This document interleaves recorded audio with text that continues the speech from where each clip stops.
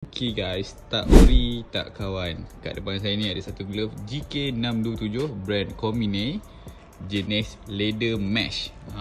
So kalau tengok kat sini, siapa yang cari glove untuk long ride ataupun long distance punya ride ataupun jenis yang superbike, motor-motor berkelajuan tinggi, glove ni recommended sangat. Sebab apa? Dari segi protection dia menggunakan knuckle carbon protection.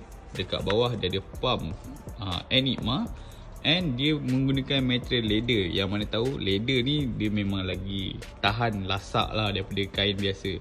Tapi orang takut kalau leather ni dia panas. Dia campur bang. Leather campur, kalau abang tengok kat sini dia ada mesh. Mesh ni untuk pengudaraan lah, yang jaring-jaring ni.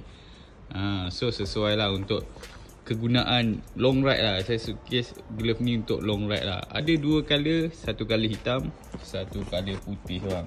Yang putih ni memang nice lah. Sebab bila kita ride malam-malam kan, tak nampak kan.